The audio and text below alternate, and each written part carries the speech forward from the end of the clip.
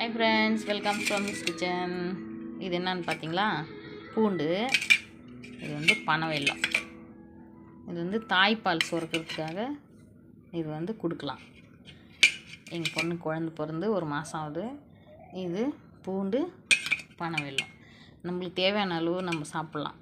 எனக்கெல்லாம் ஒரு கப்பு ஒரு டிஃபன் பாக்ஸ் அளவு கொடுத்தாங்க எங்கள் அம்மா.